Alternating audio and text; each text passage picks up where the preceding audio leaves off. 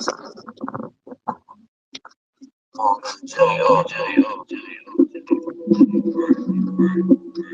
yo, ain't shit changed but the change. You get wet when it rain. That's the rules to the game. I give you my loyalty to not spend the same. Yo, I said this sound like some late '09 shit. Miami get LeBron shit. I'm trying to hide the fact I'm selling drugs for my mom shit. Yeah, nigga down shit. Had to get on my grind shit. Niggas don't ever speak direct. I never mind shit. Yeah, not my business. Niggas be trying to stop my business. You get shot, then I'ma mind my business. Block hot, played the ollie when the cops start blitzing. Phone ring 100 times, but it was not my bitches. I had to get back. You turned your back, and I won't forget that. The dogs at the Greyhound, fuck it, I'm about to risk that. Mama said I don't care if you bigger, you better hit back. My back against the wall, I had to push a nigga shit back. Said this for all the nights I waited on that 31, cause I'm West Philly forever when it's all said and done. I remember I got that call about Jay, that shit hurt. And Dot ain't been the same since we put Mill in the dirt. Said I done been through so much shit, I can't believe in myself. You don't gotta believe in me, I believe in myself. Niggas could keep their handouts, cause we don't need any help. They said my dog getting high, I had to see it myself. I'm not gonna let my dog starve, I'd rather feed him myself. The blood running Razzie vein, I might as well bleed it myself. You made a statement on your brother, I had to read it myself. We all know what happens to you though. Free Reek about the you know, far as you know. I'm that West Philly gotta get spit. And when I rap, I make other rappers swallow they spit. I'm getting back in a black Impala, make me slide on your bitch 6 shot. Glove compartment, make me slide you to 6. I'm not here to compare flows or weirdos. Weird ass hair and weird clothes. Let's make shit clear though. Me and F really share clothes in that basement for real. They in my hood doing TK races for real. Make it your business, nigga. Mind your motherfucking business, nigga. Don't come up missing, niggas.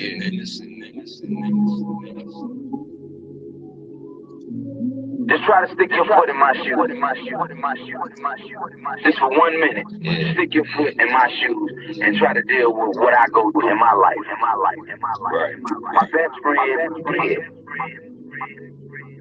dead, and we lost. And this is what I gotta go through for the rest of the summer until the season Yo, starts. all year round I got smoke for niggas. I'm not a comedian, so I don't joke with niggas. I'm not a social nigga, not about to see me too close to niggas. I'm giving you game, I should coach you niggas. We had to adapt to how we came up. Niggas talk that shit indirectly, but it's 100 whenever they bring my name up. They know not to cross certain lines, shit it get dangerous. I put you right on the news if you're really trying to be famous. Oh yeah, it's some shit that's gonna make me start some shit. Like niggas sound like they went and bought them a starters kit.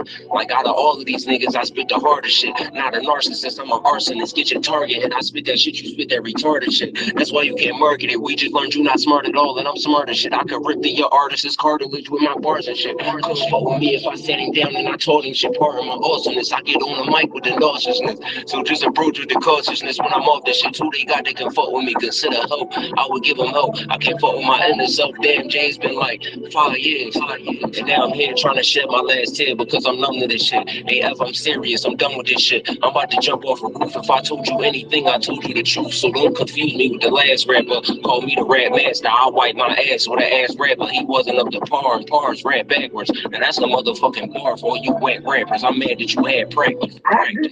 When you come in the arena and you see me play, don't you? You see me give everything I got, right? But we talking about practice right now.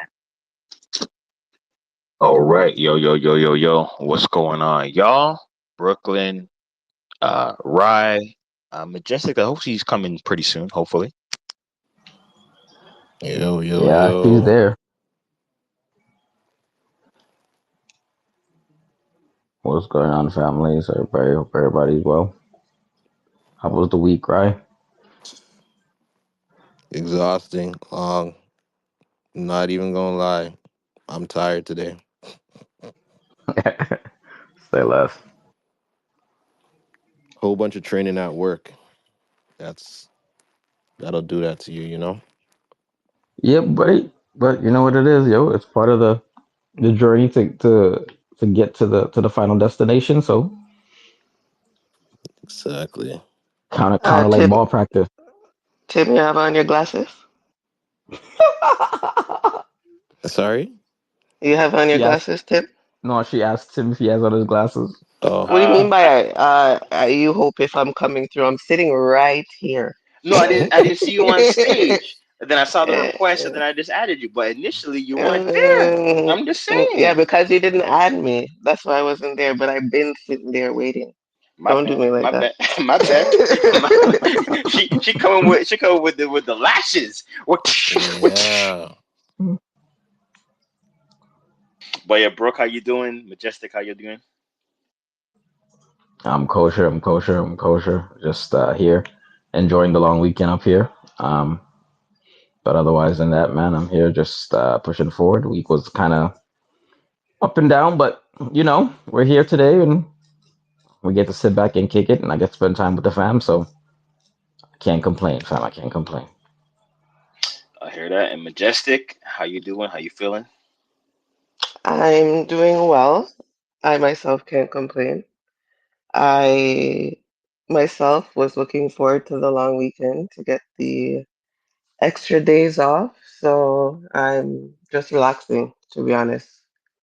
So everything's all good on my side. All right, that's what I like to hear. That's what I like to hear. All right. Well, yo, this is welcome to everybody listening. So this is episode 27 of Off the Cuff, presented by us, the Wealthy Anonymous, collective.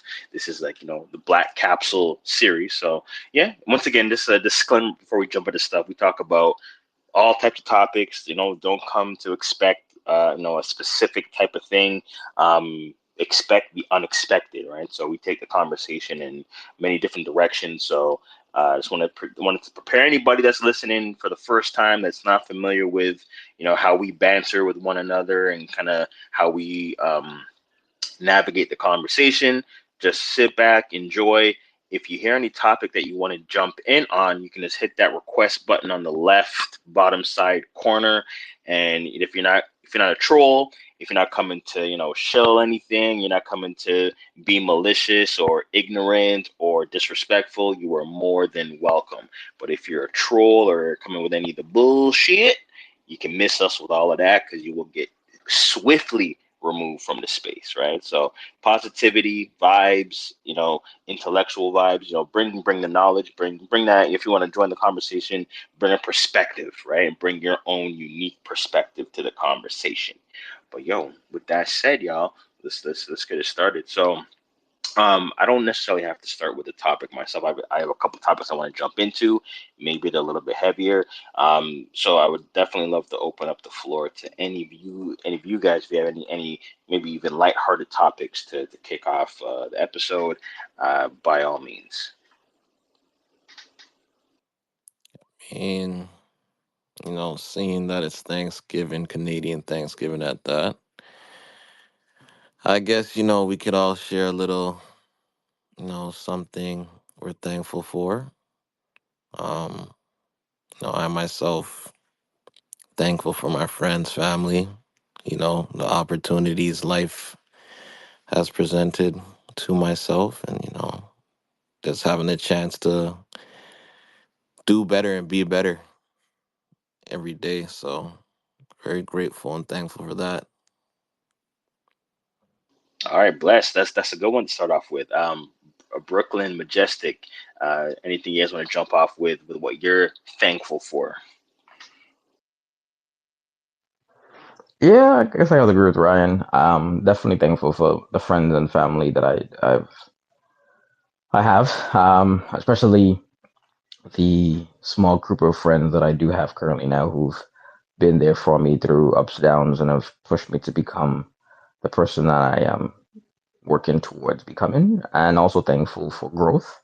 Um, and most definitely thankful for my partner and you guys on here for everything you guys have done, and just overall uh, being people that hold me accountable and push me to be the person that I'm really trying my best to be. So definitely thankful for that, and for health also, because that's a very important part of it. That's what I was gonna start off with, health. I'm definitely thankful for health, especially after being sick for a good part of a month, and going through all that jazz. Definitely to have life, to have health, is definitely something I'm thankful for. Thankful for friends, family, the community that I have around me, the community that I have supporting me, pushing me, And thankful for the opportunities that I've been blessed with, that have been able to open doors, allow me to meet new people, allow me to walk into paths that I've wanted to. So, yeah, all that. That part, that part. Yeah, no, you guys are, where's the tissue paper? You guys are making me all like emotional and sentimental and all that. But yeah, same thing. Grateful for y'all, family. The people that that are supportive, holding me accountable, that continue to check me and pour into me as I pour into them. So grateful for that. Grateful for just freedom, right? Like we all have, the freedom to move and maneuver the way that we want to in our lives, right? We're not really shackled down per se, right? So, just grateful to be in the moment, right? We're grateful for like the moment right now, today at 3:12 p.m. Eastern, right? Grateful for that we're able to see that, able to continue to wake up every day and just be blessed and grateful that there isn't really anything to complain about. Yeah, you can complain, it falls on deaf ears, but if you have life, you're grateful, you're blessed, right? So we have life. um that's the greatest gift of all, right? So grateful for that, point blank period. So yeah, so Ryan, man, that was a great point to start off with what are we grateful for, especially with it being Thanksgiving, Canadian Thanksgiving. I know a lot of people are American or from other parts of the world, so us four reside in Canada. So yeah, so Canadian. So happy Thanksgiving to all the Canadians that celebrate, and just to anybody, for actually point blank, just happy Thanksgiving to everybody in the world, right? Even though maybe not celebrating, but just every day be thankful. No one doesn't take just this holiday to be able to focus on what you're thankful for. Be thankful every single day. So that's what I practice every day. Wake up, I'm like, my eyes open, I'm breathing air, I'm not dead. Thankful, right? So that's that. All right, 1 second here. Let me do a quick look through of who's requesting. Okay. Yeah, your page looks fairly legit, so I'll definitely bring you up. If you're not gonna be shilling, I'll definitely bring you up. All right, Reza, what's going on, man? Do you want to tap in? How you doing, bro?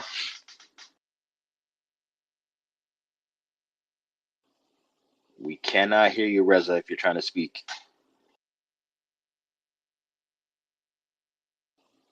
All right, maybe circle the block and then come back if your mic's not working, but we'll definitely carry on. Um, so yeah, so right. Once again, Yes, dope sir. topic. Anything else you wanted to touch on before we jump on some other any other topics? Nothing specifically, to be honest. Nothing too crazy. I've, to be honest, I kind of been out of the loop in a sense just because of work. So for me, this is like it's like a recharge in a sense. This weekend is looking like a recharge for myself. Um, full of sleep. So Yes, to hear that. whatever eventful things might have took place or I might have missed out on throughout the week, I'm ready to dib and dabble and converse on whatever you guys got. All right, enough said. Yeah, Brooke, you want to jump in? No, no, I was gonna make a joke, but it's all right. Cool. Go ahead, man. Start up. No, no, you can jump. Go make the draw, bro. Nah, see, Brooklyn, you can't do that. You got a joke. If you got a joke pending, you got to Yeah, drop we gotta that. be on the inside. We gotta be on the I inside. We was can't gonna be on just the make fun of outside. Ryan. You can be the I you, no, I was gonna just be like Ryan, say he's not involved with anything that's going on, but we all know that's not true because yo, the amount of shit this dude be sending to us, he knows everything that's going on. Like, what is he talking about, family? Those ones, nah. I just sometimes I just be sending shit. I hear you, fam. Yeah, he's observant of life. He sees the content, so it's like he's not out the loop. He's seeing things, so we know that. Exactly. Ryan is the loop. Ryan's tapped in, man. He's tapped in all the way, tapped in. So don't let him saying work was busy and all that. He stays tapped in, man. He's a you know culturally savvy. Yeah, what you see, you like. the way I be tapped in is like, y- I put it this way: half corporate, half entrepreneur right now. You know, so for me, it's just like after work, there's more work. It doesn't stop. So that's the reason for the Grinding. exactly. So wait, oh, oh wow, we out here quoting Eclipse. Say less. Yeah, you Has to see. be majestic with the one off. Always. Yo, Ex- to be honest, so to jump on the subject, because what you just said, I need to ask. I'm gonna ask a question to kind of start our usual politicking. What, like I heard a saying this week that it said either you're a hustler or you're a customer. What's y'all take on that? And like, what do you guys? Yeah, what's your take on it? I have another question afterwards, but I want to hear you guys take first. you're a hustler. You're just a customer. Well, Or a should customer. or a customer. Well, the customer is just like the consumer, right? So I don't really get the customer part, but a hustler, I feel like with a hustler, they do anything to get their change. Um, And I think that may be what the difference is because a customer, you think about somebody who goes to work and just does what it takes to get through life. They're not trying to do any more, they're not trying to do less, they're very comfortable, right? So maybe they would be considered a a customer. consumer. A customer, yeah. Versus somebody who is always trying to get the bag, go for something new, level up. Yes, they're still consuming, but they're always trying to level up while they're consuming. Meanwhile, the other person is just coasting through life while So consuming, they become complacent and just set in their ways. going through the motions. Okay, Mm. fair. I could see that. Timbo Slice. Mm. All right, this is a good topic. So, I think everybody in a sense has that duality, right? Everybody's a hustler. You have a 9 to 5. You're doing whatever you do to make your living, to pay your bills, keep a roof over your head, take care of your family. You're hustling. That's not a disrespectful term, right? On the other end, we're all also consumers. There's a point in time where we play both roles. If you're going to just look at it's larger than that. But if we're going to keep the conversation within the confines of those two topics or those two segments, I think every person is a hustler and a consumer, right? Neither is a bad thing, right? Like me personally, I'm a consumer of things that I like, right? If I like watches, if I like sneakers, if I like certain types of cars, if I like certain types of certain brands, if I like to collect figurines or comic books or NFTs or this and that, I'm a consumer. Art, I'm a consumer, and I'm a proud consumer. Like that's not, there's no shade when you say somebody's a consumer, right, or a customer.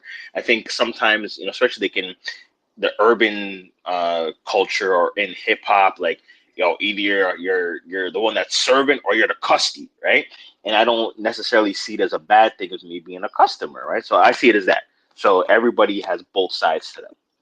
So You also can't uh, You also can't live life without being a customer. How can you operate? You have to be purchasing something to clothe yourself, to feed yourself. You're naturally you're going to be a customer. so I agree with that, right? And I was also gonna say, I guess you can kind of ask the question: are you more of a hustler than a customer? And here's the way I'm looking at it. The person who's more of a hustler, you could look at it like this. Um, let's say, okay, everybody goes to like Walmart, blah blahs, whatever, any supermarket to go buy their groceries, right? There's people that instead of going to buy, I guess those things like the already processed food and stuff like the fruits, vegetables, whatever. I guess the hustler is more the person that will start up their own little vegetable farm in their backyard or their fruit farm in the backyard. There's some people that will make their own bread. certain things like that, right? So I guess you could also look at them as a hustler, more of a hustler, but I do understand that they still have to purchase some things to make these things happen, right? And it's the same thing with clothing. Like you'll have people that go out there and buy clothes that are already made, whatever. Um, you have the finished product, you just take it off the rack, whatever, purchase it. And then you have the people that will say, you know what? I want to buy my own fabrics and create my own clothes.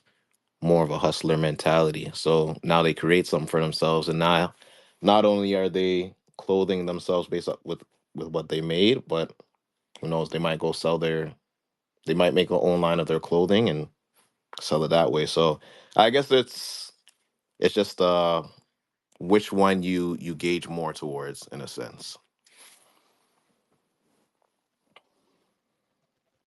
Yo, so I feel like the whole thought process behind being a consumer is looked at, or a customer is looked at as this negative connotation. And Ryan, you were saying about being more of a hustler.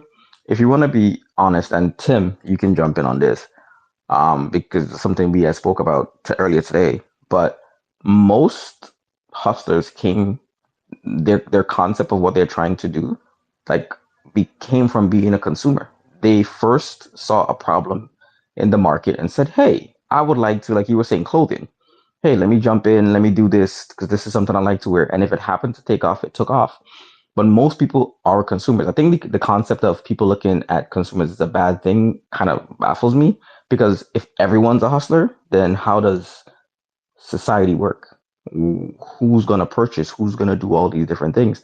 And you can't be more of a hustler than anyone else. Like, the connotation of being a hustler just means that, hey, you're going to do what's best for you to put food on your table for you and yours and take care of yours. You may be choose to do it in a manner where you're going to be an entrepreneur. You may choose to do it where you're going to go get a 9 to 5 and you're going to do that, and maybe you have something on the side. But the connotation of just like, hey, I'm a hustler, and like Tim was saying, this whole like, if you're not one, you're the other. I think that's like has messed up people, where people have now looked at that whole concept as something that's like just a negative thing, and I see it also a lot in the space, and especially Web3. But Tim, you can jump in.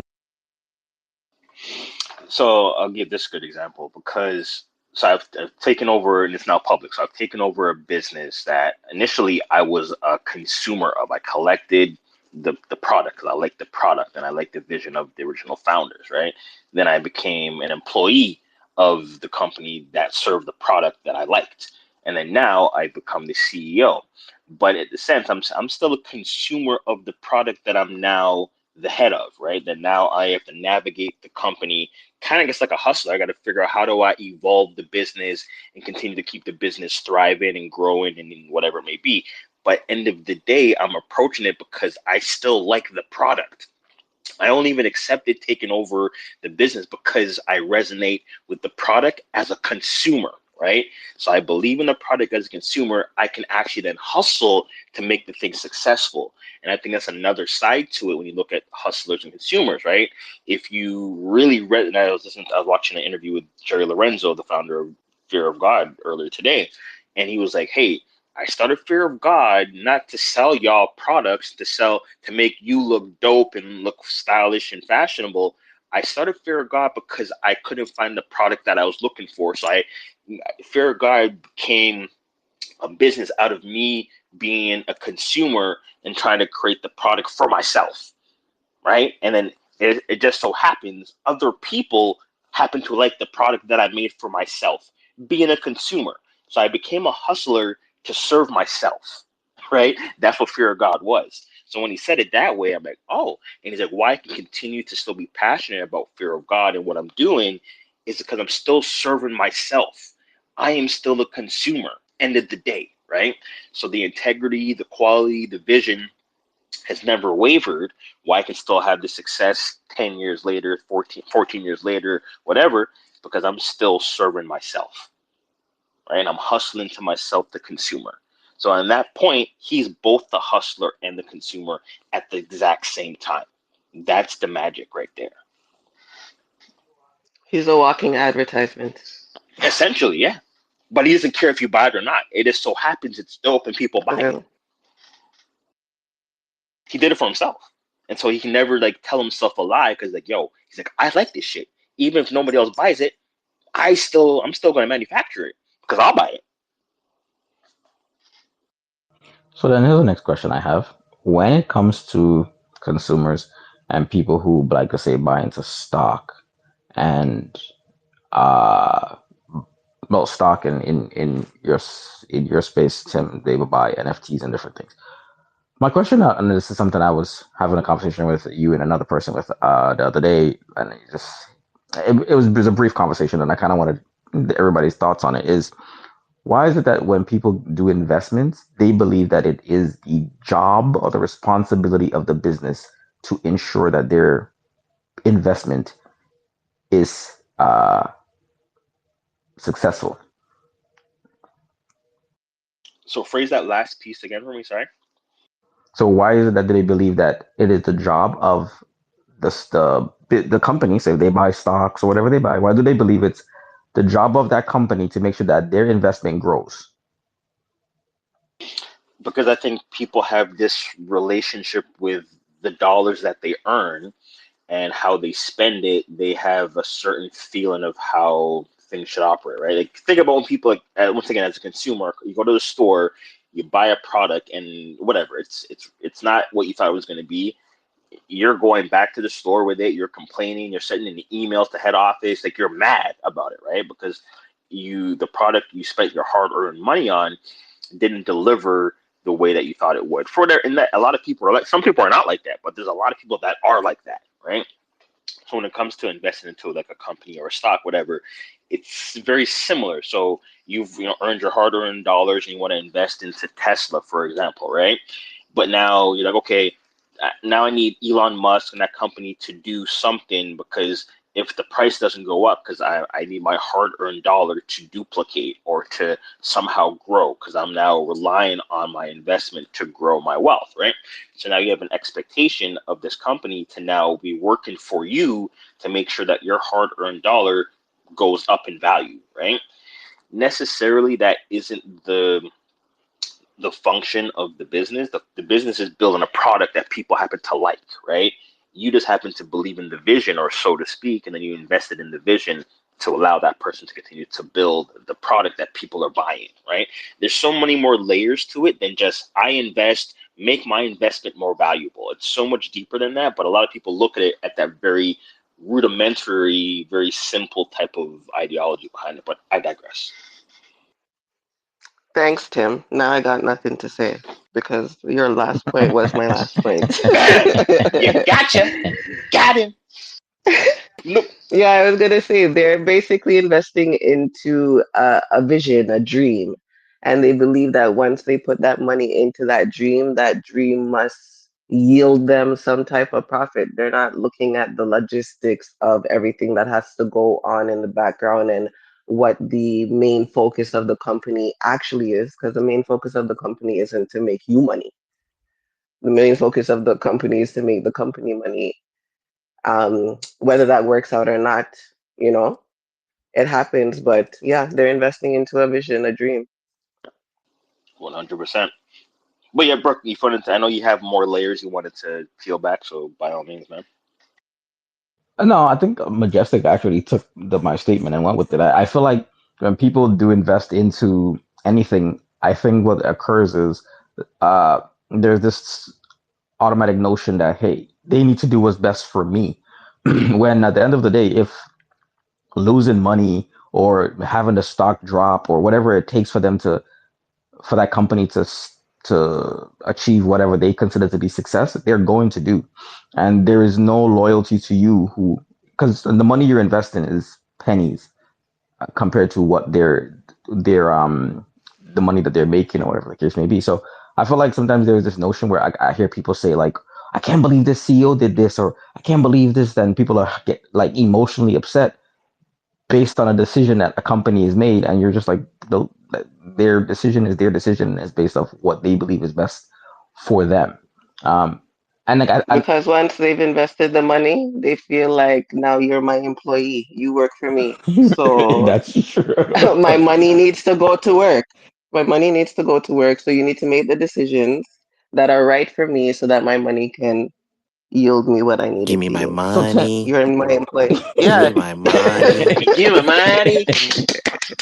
But then Tim, the question to you is: do you see that same thing in this space? I think more so in crypto and decentralization and decentralized finance and NFTs and all that. It's called DeFi, right? So we'll call it decentralized finance. Yes, people have a sense of entitlement because um, there's no governing body, right? Whereas, like, with stocks or invest, there's still a governing body, right? So yeah, you may have this intent. Hey, I invested into Tesla. Now Tesla works for me. The stock market and Nasdaq and they say differently, right? The SEC says differently. No, Tesla does not work for you, right? You're just a low level shareholder or stockholder. Let me just say stockholder, right?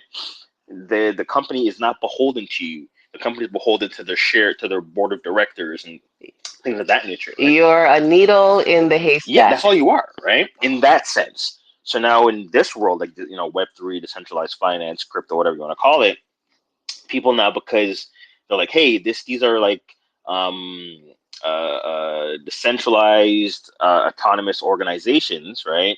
That I can have a say in. I'm closer to the leadership, so and my money is helping the company grow, and they have a direct feeling and direct connection to that. So they feel that, hey, because my money is helping your company grow. In a sense, a lot of these businesses are built on it's like crowdfunding, right? It's built on the backs of people's dollar investing or believing into a vision or the product that you're going to deliver, in a sense, right? So when it comes to that connection, people now think that they they're running the company with you, in a sense is how they feel, right? So they want their voices heard, their opinions heard, their ideas put on front and center.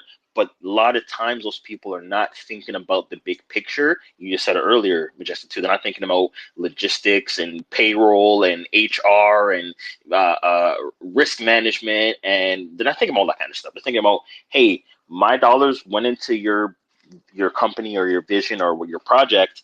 I need to now act like I'm a member of the board, and you need to listen to what I'm saying because it relates to my individual holdings and my individual bags. I don't care about the two other thousand people that also invested. I don't care about their opinions or their thoughts or what they think is right. I care about what I think is right because I put my money in, right? So me personally, when I speak to people, I said, hey, the idea you're telling me, did you think about the other 2,000 people or 3,000 people or 5,000 people and how it's going to affect them and their bags as well? And a lot of times people they're left silent because they didn't think about how their idea is going to benefit every other person that also invested and how it's going to affect the industry at large, because now we have a larger responsibility to contribute to an industry that's still in its infancy, like how the internet was in 1995, right?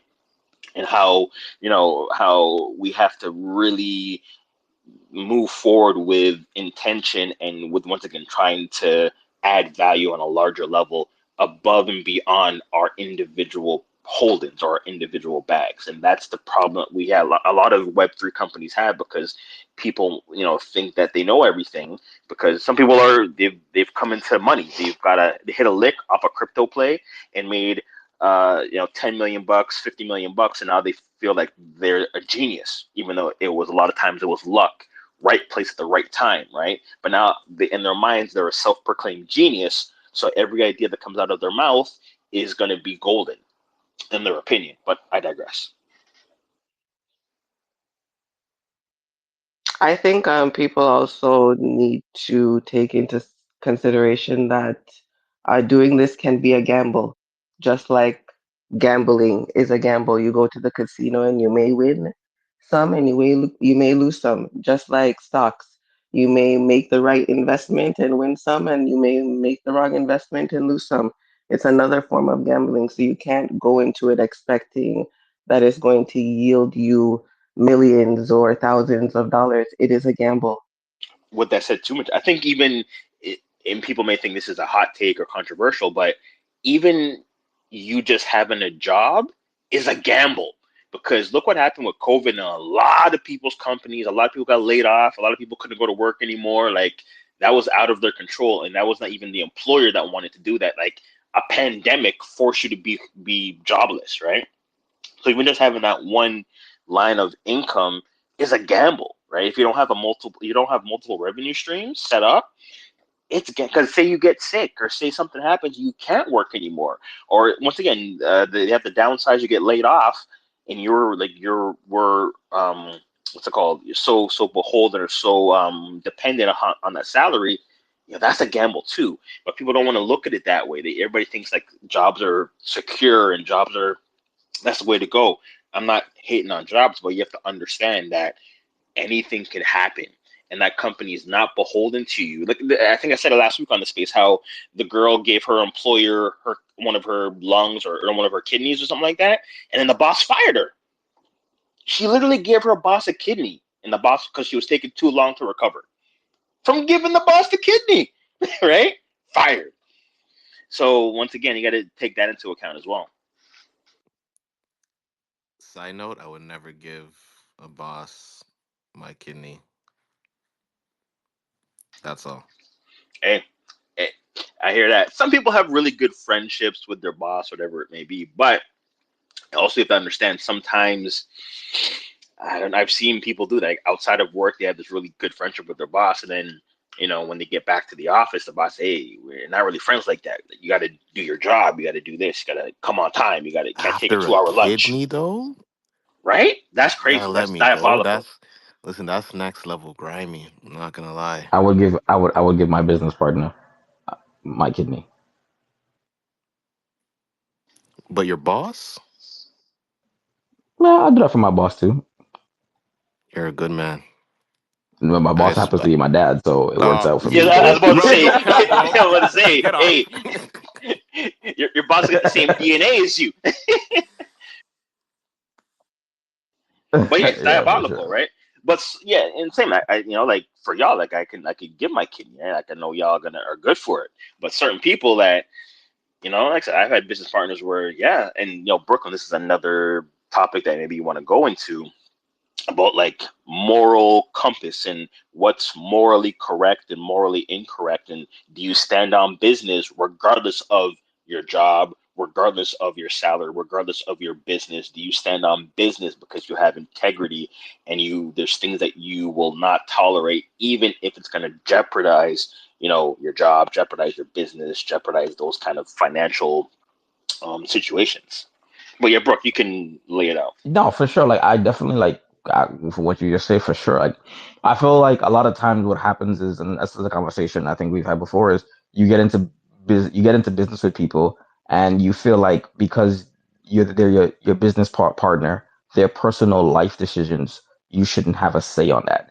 And I would like to, like, I'm just gonna ask, what do you guys think on that note? Like, if you have a business partner, you guys have a business together, and they're making decisions outside of on their in their personal time, and those decisions are not according to what you think is best, or not even good according to social outlook. What do you guys think? Is it your job to say something, or it's like, yo, mind my business? If it's something that's going to affect the business, most definitely. Um, if it's something that only reflects on them and has nothing to do with anything, nobody's gonna see it, nobody's gonna like, then let them do their thing. But if it's something that's going to affect the business, definitely. So what if it's like your business partner is a man and he's beating his wife?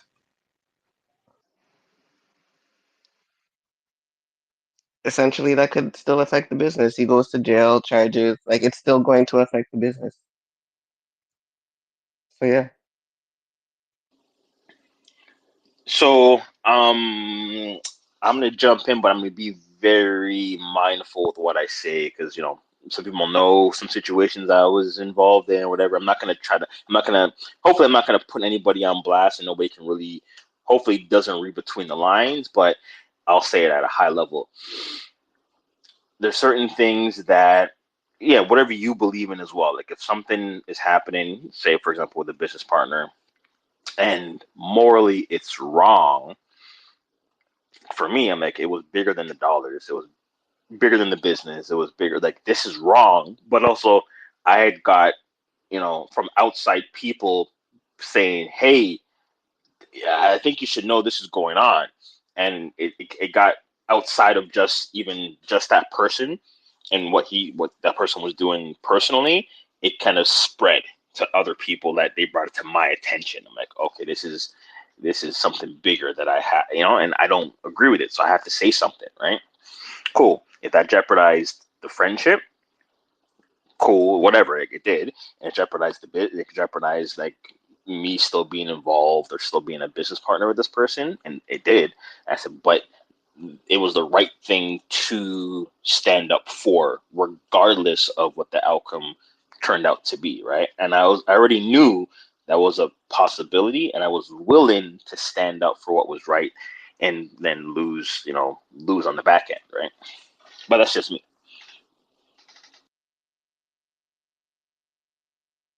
Yeah, I think even like Can I oh, add an sorry, go ahead, Majestic. go go go? No, no, I was gonna No just no no say no, because I'm gonna ask. okay, I was gonna ask Hmm. to say because like Tim, even like what me and you talked about, even when we were doing music, there's a lot of time we've seen artists or dealt with artists that they were making decisions that you're like, bro, this is your life. But at the end of the day, this is going to come back to not only affect your career, but your managers, your every person, an endorsement person you do, any endorsements you have.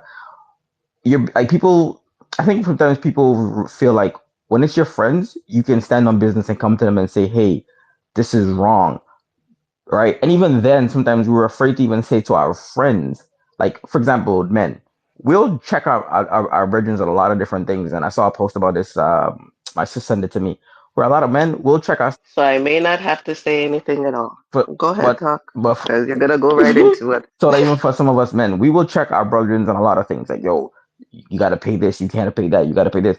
But if we see our brethren's not paying child support like they're supposed to, they got a great person as a partner, and they ain't even treating them right, and they moving funny with them. We're not checking them on that.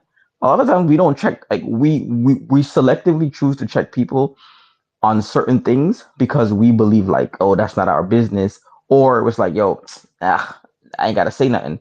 But like, you see wrong, say something. Like at the end of it all, when everything is said and done, where do you choose to stand? There are certain things, yes, you need to mind your business about. I'm not saying that's not the case, but there are certain things that you should be able to step to a friend, especially if it's a friend. I should be able to step to you and say, "Yo, you're moving funny," especially as a man. And like, I know for me, and I'll share a personal situation with me. It was like I've had times where me and Tim been friends for so long that like, if he sees me moving a certain way with a young lady, he'll be like, "Yo, bro, either walk away or fix the situation, but stop playing games." Like, and having people do that for you is different. Like I'm not trying to like Tim will say to me, "Yo, bro, you ain't got no time to be talking to two, three chicks. Like, pick one and keep it moving." Like you have to have people around you that's actually able to stand on business and stand on what they believe. And I believe if you're gonna do that, you have to be the same way with business partners. You have to be the same way with friends. You have to actually hold people accountable. Not saying to get out of pocket, but you still have to say to them, "Hey, like this is morally wrong." 100%. And I think a lot of people are more worried about, you know, if it's going to change the dynamic of the friendship, if they say something, right? Because whatever it may be, right? I don't know. I've never been scared to say something. If it has to be said, I have no problem saying that. I've always But been that is that person. is that because people are afraid to lose friends? Like people are afraid to lose people and lose relationships? Because at the end of the day, if you don't, Sometimes if that, yeah, but then if that's the case, then that's not really a friend. that's the harsh truth, but a lot of people are not able to handle that harsh truth, right? They're so comfortable with having those people around that they think are their friends. They'd rather live in the comfort of the false sense of friendship versus really look in the mirror and have to really look, hey, this ain't really my friend, right? And they don't want to put the friendship through real tests, right? To really see if it's for real, right? But I digress. But Joseph, did he touch on your I point? Did think he get to the also point you were trying to hit on? Yeah, I do believe that sometimes we do hold on to things with friends because we don't want to ruffle the feathers or make situations uncomfortable. And I think we sometimes morally accept things from friends or family members that may not be right or may not be just because we have those emotional ties. Because I was even watching two different posts, and one of them was centered about around men, and the next one around women.